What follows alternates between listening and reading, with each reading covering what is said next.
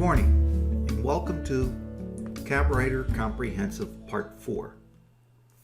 Yesterday I made a pretty big deal about DNA in cabinets. I mentioned that in every single part of a cabinet there are two things stored. One is the CABWriter settings, that is, everything that's in every tab of this dialog box is stored in every part of a cabinet, along with all of the story stick information and all of the information we get when we select a cabinet. So for instance, for each box in this cabinet, as I go down the line and choose what type of box it is and how many doors and drawers, and if I want to change some other things like materials and things like that, all of that's stored in there. And it's stored for every box in the cabinet, in every part of the cabinet. And to show you that, to demonstrate that, I'm going to do the following. I'm going to open up, well, first, I'm going to choose any part on this cabinet at random. All right, let's choose that part. I'm going to unlock it so I can copy it, and I'm going to use the Edit Copy tool. And I'm going to open up a brand new model. Oops, I'm going to create a brand new model. There we go.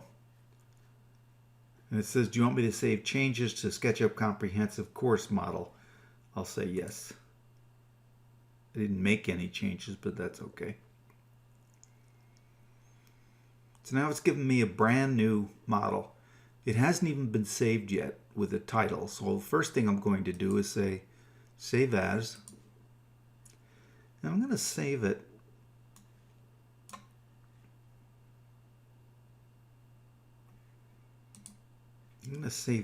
right in the course folder here under Part 4. And I'm going to call it DNA Test.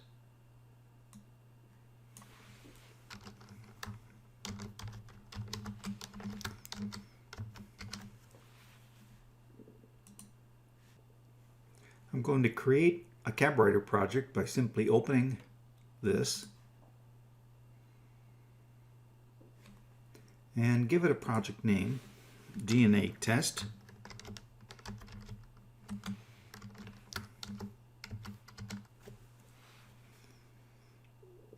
And I'll update it and close this out. Now I've got a blank CABWriter project. But remember, the last thing I did before I left the project that we're working on in Part 3 is I copied one part of that cabinet. Now I'm going to paste that one part, and I'm going to paste it in place. That is, I'm going to put it in this model in exactly the same place that it was in the other model. And it should be there someplace. There it is. Notice it's a draw front. That's all, just a draw front.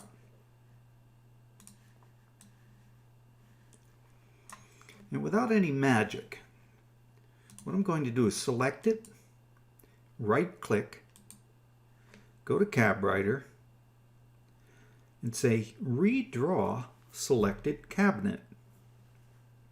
Now what's going to happen is it's going to look inside. Well, it's going to ask me if it wants me to look inside. Let's do that. Redraw Selected Cabinet. And what it's saying is, do you want me to look inside and pull out the stored defaults and draw it using those? And I'm going to say yes. Use the stored defaults, which is part of this part's DNA. It says the selected cabinet has been completed. And there you go. you have a cabinet from just that one part. You can take any part of any Cabriter cabinet and redraw it in a blank model or in a model that has a bunch of other cabinets, and you want to add a particular cabinet to that model. So the point I'm trying to make here is that there is a DNA associated with each part of every cabinet, from which you can get back the Cabriter settings and you can get back the definition of that cabinet. Notice, by the way,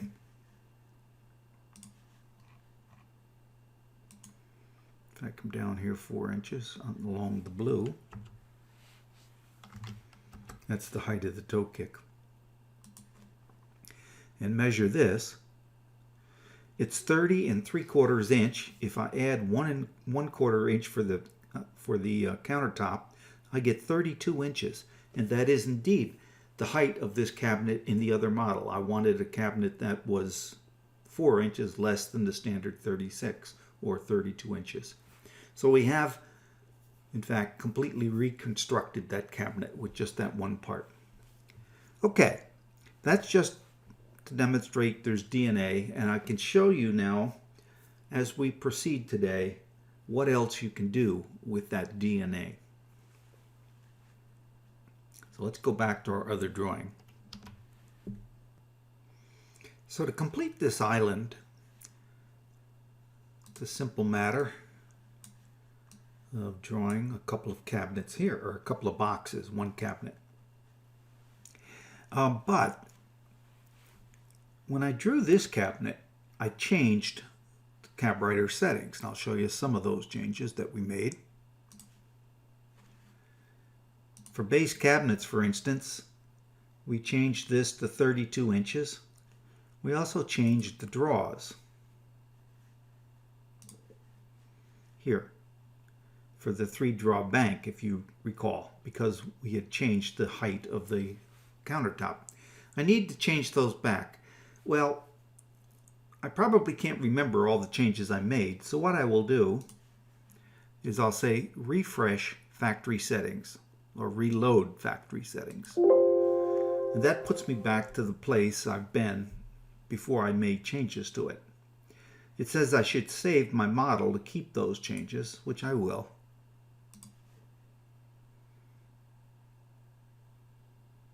And now I'm back to the factory settings.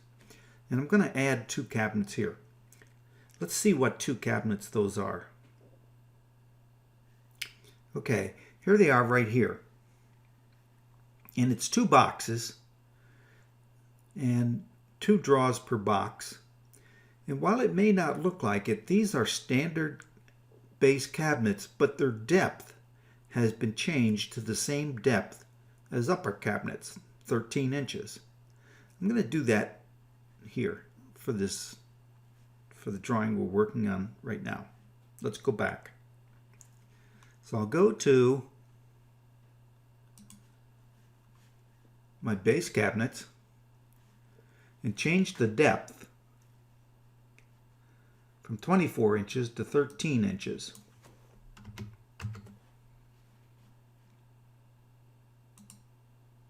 I'm going to leave the countertop height the same, 36. And now let's just draw these in. I want this to be a left end panel. I want this to be a right end panel.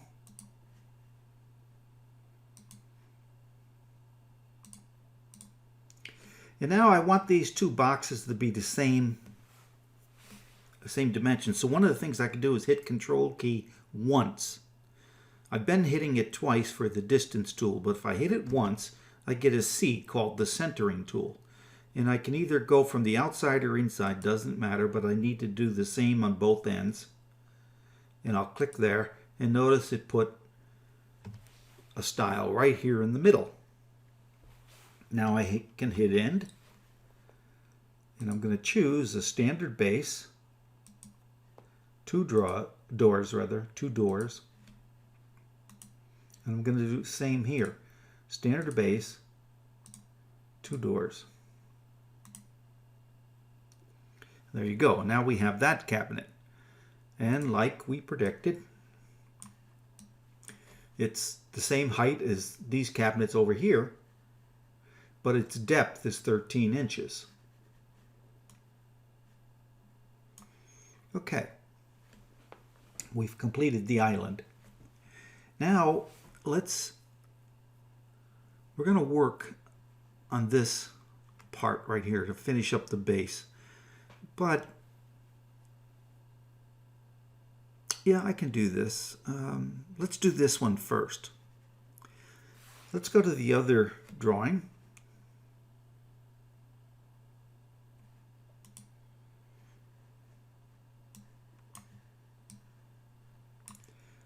Now this cabinet is a divided base cabinet. And let me put some construction lines in here. It's a divided base cabinet.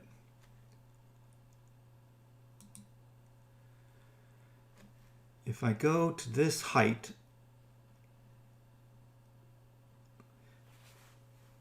it's 49 5/8. But of course there's going to be 1 1/4 inches of countertop. So the total height is 49 5/8 and 1 1/4 or 1 2/8. And that gives me 50 7/8 inches. So let's remember that, 50 7/8 inches. It's the depth of a standard base. And I also want, and I'm going to experiment with this a little bit, I want a shelf in here that's going to end up about the same, well, it's going to end up 3/8 of an inch. I'll show you that. That's 3/8 of an inch. It's going to end up with 3/8 of an inch above the top rail of the normal cabinets. So I'm going to start out by saying that I want something that begins at 33 1/4 inches. And I'll fix it from there. But that'll be my first step. I'm going to start out with a divided base that has a shelf at 33 1/4. And I'll show you why I've got to fix it from that point. So let's go back to the other drawing. Oh, by the way, let me go back to my... Notice that this is going to back up against the refrigerator cabinet. So I'm going to have a slightly different style here. So let's start out right here. And this time I'm going to choose, I have my choice. I can use a left end connector or I can use a left end filler. Here's the difference. The left end connector will create an 1.5 inch style. It'll also drill 3 holes in the side of the cabinet so that I can connect it to the cabinet on the other side. And let me show you those right here. That's this hole, and this hole here. But because I've got this refrigerator cabinet over here, I don't have a mating hole. I won't have a mating hole. So I'm going to leave those out by choosing a left end filler, which will draw that side without those holes. So I'll choose the left end filler. It's the same as a left end connector. A filler is the same as a connector, except it doesn't put those 3 holes in the side. All right, now I'm going to share again the connector with 2 cabinets. So I'll start here. And this time I want a right end connector because I do want those 3 holes to match up with these 3 holes. So I'll hit OK. I'll hit end on the keyboard. And what I'm going to choose this time is the divided base. I'm going to do a couple of things. I'm going to offset the shelf from the rails. I want one shelf. I want it 33 1/4 inches up, but I want a 5/8 offset, and you'll see what I'm doing there in a moment. And this wants to be 33 1/4, and it wants to be a fixed shelf. I could choose a mid stretcher or no divider at all, but I want this to be a fixed shelf. So I'll say OK. Now, here's my fixed shelf. This rail is normally 1 inch. That's what's specified in the carburetor settings. And so if I have a sheet of 3/4 inch plywood that would normally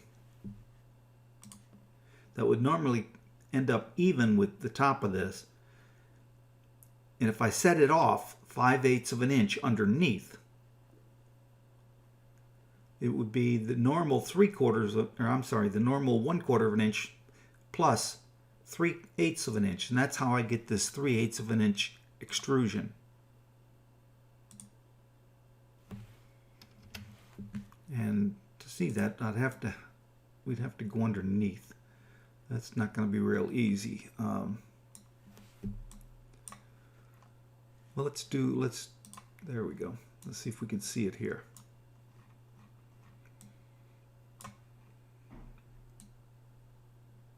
So you can see that the 5/8 of an inch offset that I chose is that 5/8 right there. And since this is 1 inch and the shelf is 3/4, what I'm going to end up with is a 3/8 inch protrusion here. So that's what that was all about. All right, now the other thing is I'm off quite a bit.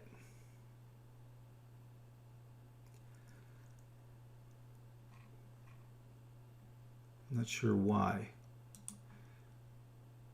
I'm off by 3.5 inches. Not sure why that was, but nonetheless, I can fix it. If I go down 3.5 inches, move this down 3.5 inches. Oh, I'm sorry, I want to go down. I'll reference the top. That's what I want. I'll go down 3.5 inches. So I'm going to redraw this cabinet. I'll select any part.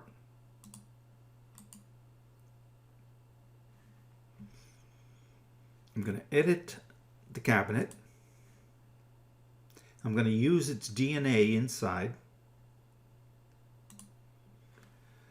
And I want to get down 3.5 inches. So that's 29 3/4.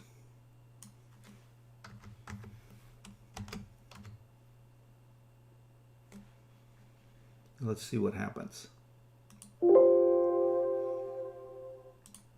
There you go. Now I'm down to where I want to be.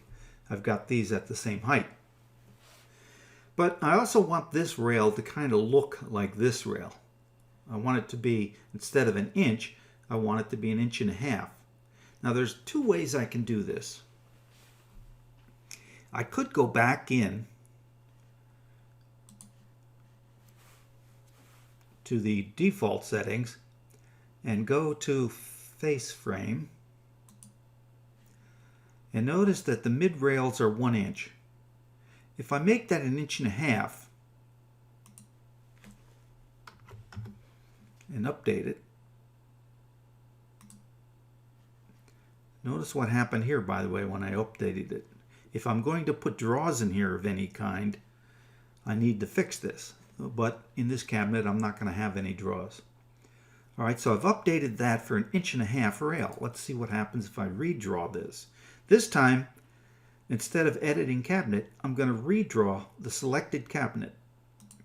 And it says, do you want to use the stored DNA? No, not this time, because what did I do? I changed the carburetor settings. So I'm going to say no. Okay, now I got my rail. It's 1.5 inches, but now it's a 1/2 inch too high. So the easier way to do this, and I'm going to step back. The easier way to do this is to use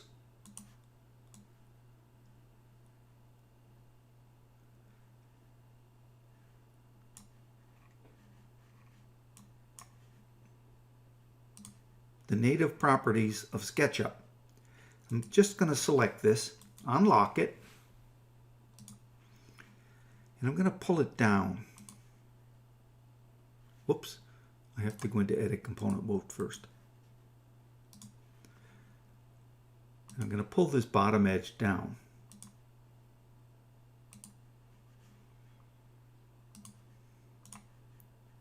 All right, now what I've just done is I've changed a carburetor component without changing its DNA.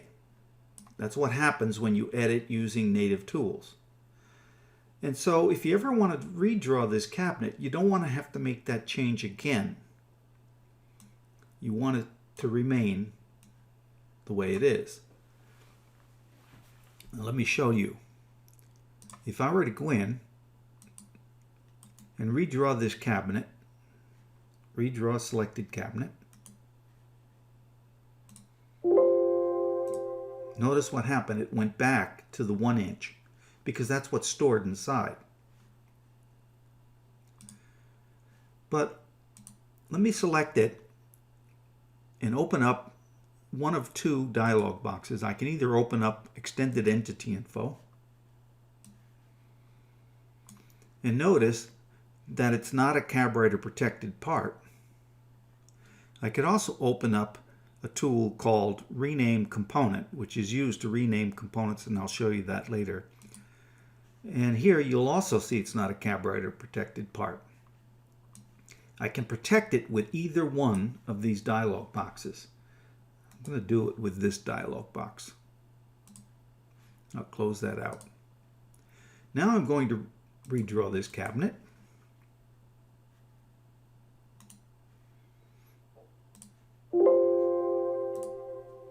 And notice it left that alone because that's a protected part. It didn't redraw it with the 1 inch. It stayed 1.5 inches. So whenever you change a carburetor drawn part, or if you put a custom part into carburetor cabinets, you probably want to use that carburetor protection.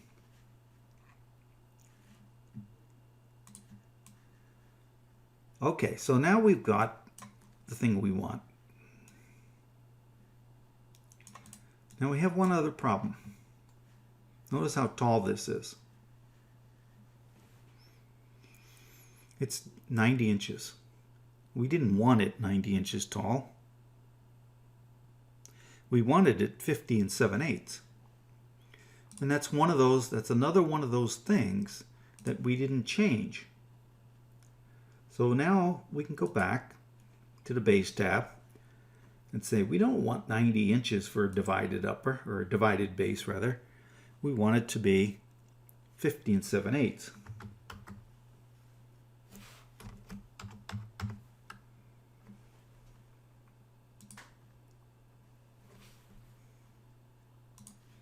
And again, I can redraw this.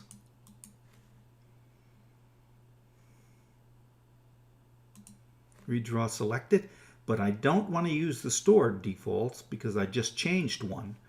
So I'll say no. And finally, we got what we want. Let's just check it and make sure it's what we expect it to be.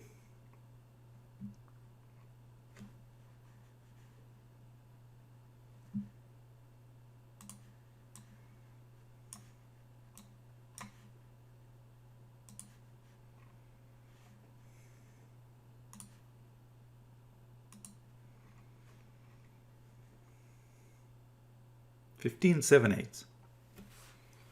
Actually, I wanted it to be 50 7/8 with the countertop, I believe. Let me just check this out.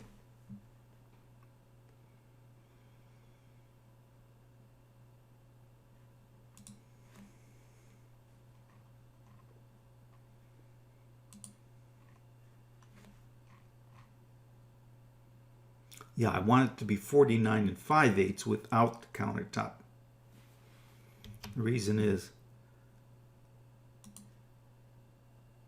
that would give me a 13 3/8 inch opening. So let me go back and correct it one more time.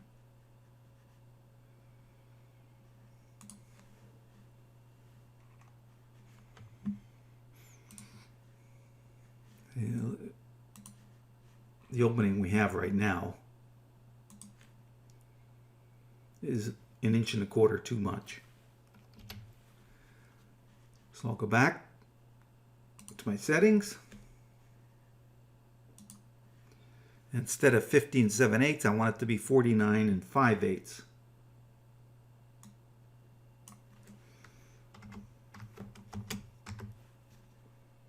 Update it. Redraw.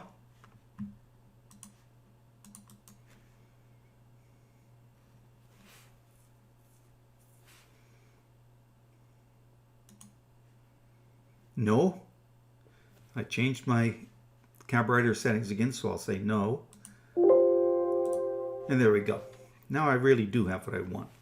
Now, some of those mistakes I made on purpose, and this last one I actually did not make on purpose. That was a mistake. But I made some of these on purpose just to show you how you can iterate to a solution here. By drawing the cabinet, saying that's not exactly what I want to go down a little bit, and recalculate and go back and change your carburetor settings and redraw it. So you can iterate on these solutions and end up with exactly what you want. Now, recall that I shared styles here. I shared this style with this cabinet. Later on, I'm going to have to delete that. I don't delete them. I've got the same kind of issue, I think, over here. I don't delete them until the end, until I've got all my cabinets drawn and they're the type of cabinet I want, and they are, the size I want. Because I may, at times, as you're working with your client might want this cabinet narrower. And so you need to move this style over and shrink the whole cabinet. That's very easy to do, but if you've deleted, a style and then you're going to have to delete it again once you've finalized what this cabinet's going to be. So I let all that stuff go to the end. It's just a good practice to get into. And I'll show you when we get done with all the cabinets how we do that. This is getting kind of long, this video, but I do want to put the refrigerator cabinet in one more. So we'll go with the refrigerator cabinet next.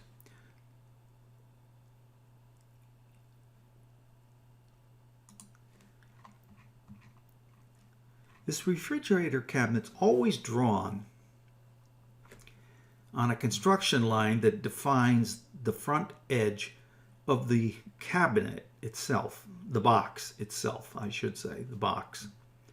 So in other words, the construction line we want is the one that's going to define this edge. And notice that this box, well, let me just let's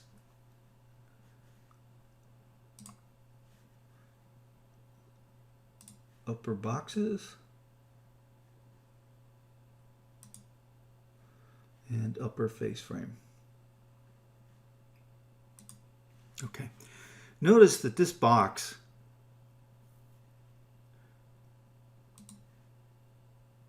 is 19 inches high, and this cabinet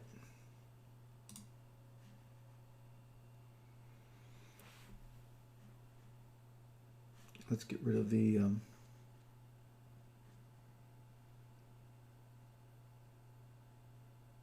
molding. This cabinet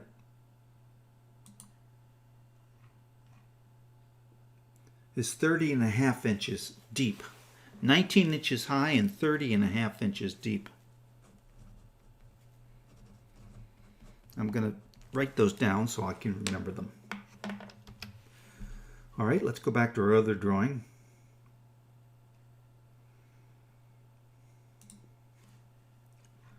And to help us out, I already have the construction line. And so, as usual, I'll start here, go out here, and I'm going to have a left end. But this time, I'm not going to have a panel. I'm going to have a sheet.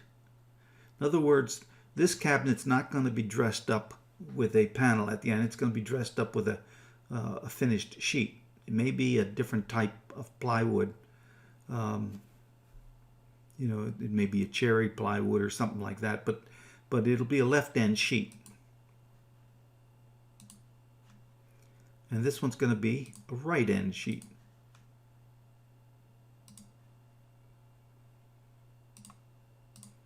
Now before I draw it, let's go in my CABWriter settings, upper cabinets, and look at the refrigerator upper.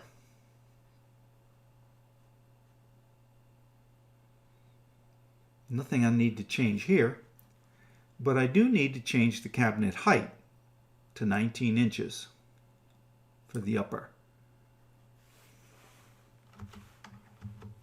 And I do need to change the cabinet depth to 30.5.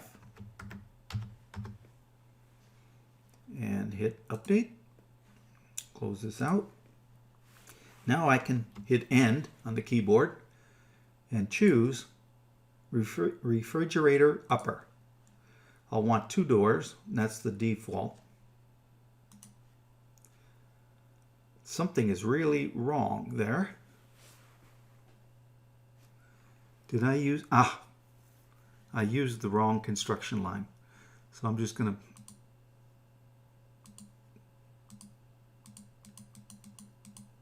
back that up, do this again.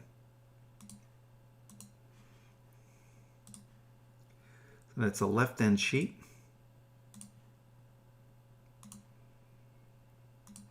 Right end sheet.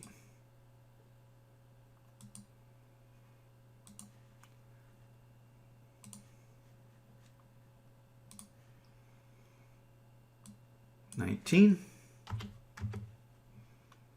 30.5.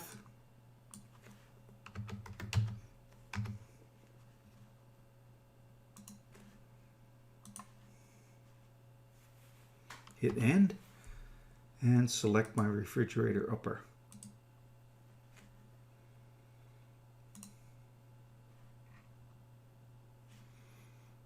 Something's wrong with that cabinet. Let's find out what it is.